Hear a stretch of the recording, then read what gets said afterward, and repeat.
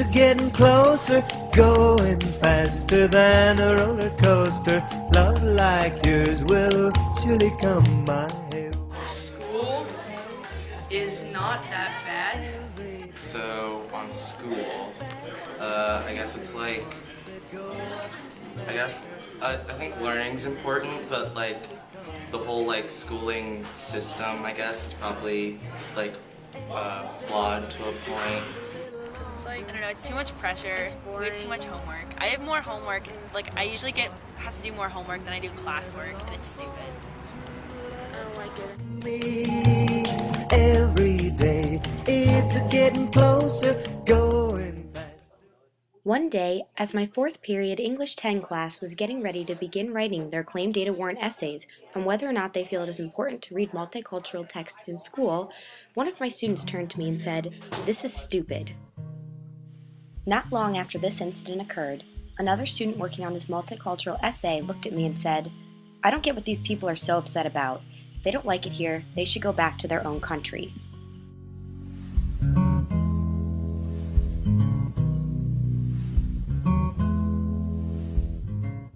I started asking myself a lot of questions about my teaching philosophy and my students.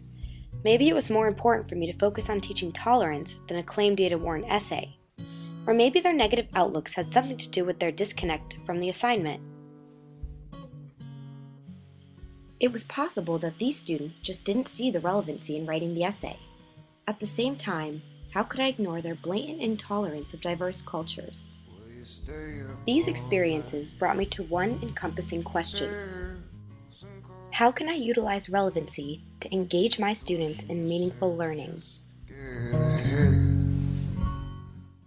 In order to start answering this question, I needed to find out what my students found most helpful and important. I decided to conduct a survey. In my survey, I listed 10 activities that one might encounter in an English class. I asked the students to rank them in order of relevancy. Some of these activities included grammar study, career planning, vocabulary, student-led discussion, acting out a scene from a play, essay writing, choice novels, expressing ideas and opinions, as well as a few other activities. The idea behind the survey was to find out what my students were most interested in learning. My hope is that I will better be able to help facilitate meaningful learning if I understand what is important to my students. The data I collected was both surprising and interesting. The results showed that most students felt student-led discussion of ideas and opinions would be most relevant to them.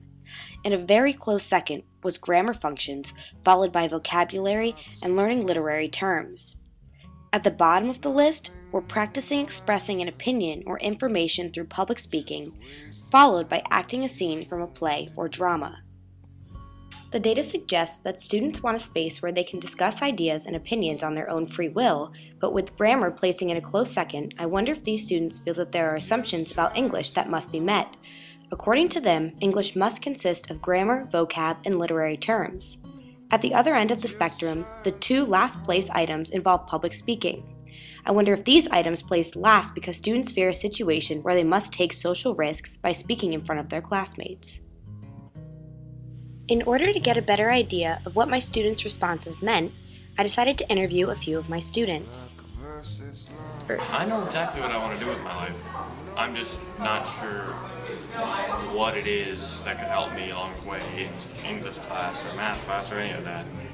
We work in school to like get into a good college, and then we go to college to get a good job, and it all doesn't really make sense to a point. There's nothing that can prepare you for the real world.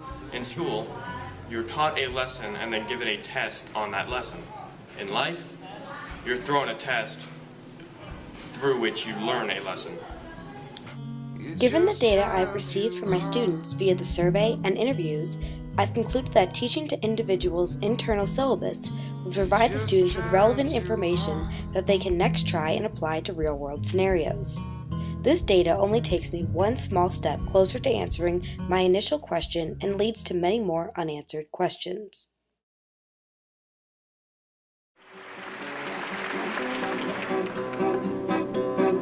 What did you learn in school today, dear little boy of mine? What did you learn in school today, dear little boy of mine?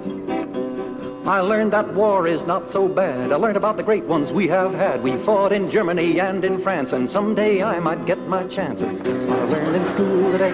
That's what I learned in school.